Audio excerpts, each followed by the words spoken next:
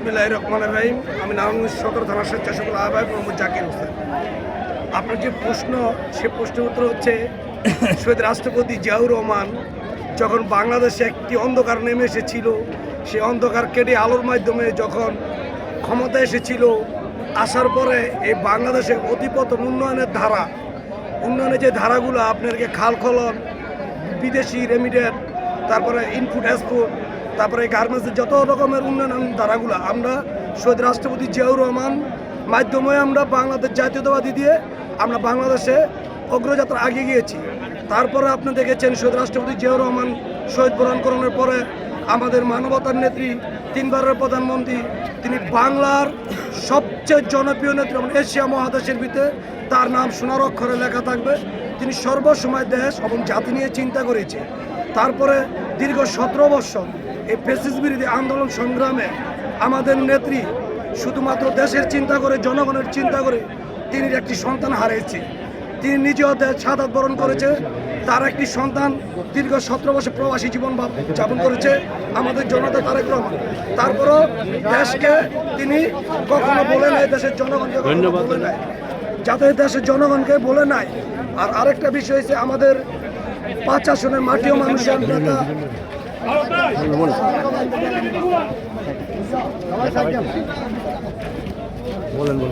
পাঁচ আসনের মাটিও মানুষের নেতা জননেতা অ্যাডভোকেট আবু কালাম ভাই 3বারের সংসদ সদস্য ছিল, 4র্থবারের মতন তিনি সংসদ সদস্য হবে। এটা তো আমাদের ভাগ্যর বিষয়। ভাগ্যর বিষয় এই কারণে তিনি সর্বক্ষেত্রে তিনি দক্ষতাশীল এবং অভিজ্ঞতা আছে।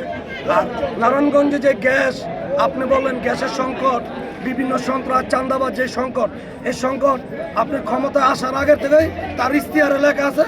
নারায়ণগঞ্জে ক্ষমতা আসার পরে 5 আসনের তার যোগ্য সন্তান আবু কাউসার আসার মাধ্যমে কালকজি লুটার তিনি মানুষের মাধ্যমে প্রকাশ করছেন। নারায়ণগঞ্জ চাঁদাবাজ, সন্ত্রাস, কৃষক গ্যাং এগুলো থাকবে না।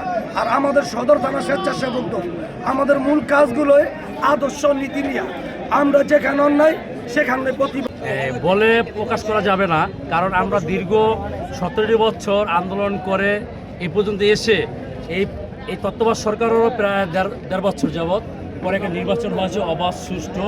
এই নির্বাচনে জনগণ সুষ্ঠুভাবে ভোট দিতে পেরে জনগণ অনেক আনন্দ এবং উল্লাসের ভিত্তিতে যাপন করেছেন। এবং সেই সাথে আমাদের এই বিএনপির নেতাকর্মী যারা আছে সবাই খুবই আনন্দিত। আবু কালাম সাহেবকে আমরা জয়লাভ করাতে আমরা সদর থানা স্বেচ্ছাসেবক দল খুবই আমরা আনন্দিত আছি। এই আর আপনাদের ভোট দিয়েছে জনসাধারণ, আপনাদের কাছে দাবি কিছু তাদের আছে। আগের যে সরকার দুর্নীতি করে গেছে এবং মাদক, সন্ত্রাস, চাঁদাবাজি, এটার আপনারা কতটুকু নির্মূল করতে পারবেন আপনাদের দল? সো আমরা আমাদের সরকার জনাব তারেক রহমান বিএনপি চেয়ারপারসন, সে একটা কথা বলেছেন যে এই দেশের মানুষের কল্যাণের জন্য যা করিল তারা করবে, অবশ্যই করবে। যে প্রতিশ্রুতি দিয়েছে এই প্রতিশ্রুতি অবশ্যই থাকবে এবং জনগণের চাহিদা আমাদের এই বিএনপি সরকার অবশ্যই রাখবে। এবং আপনি যে প্রশ্ন করেছেন ওটা জিরো টলারেন্সের মাধ্যমে আমাদের 5 আসনের এমপি মহোদয়ের সুযোগ্য সন্তান আবুল কাউসার আশা ভাই, সে অলরেডি আমাদের এই ফেসবুকের মাধ্যমে যোগাযোগের মাধ্যমে সে বলে দিয়েছে জিরো টলারেন্স, কোনো চলবে না। আপনাদের এমপি মহোদয় আরও আগে 3বার নির্বাচিত হয়েছে, ওনার অভিজ্ঞতা অনেক, তাই নারায়ণগঞ্জবাসী ওনাকে অনেক আশা ভরসা করে ভোট দিয়েছেন।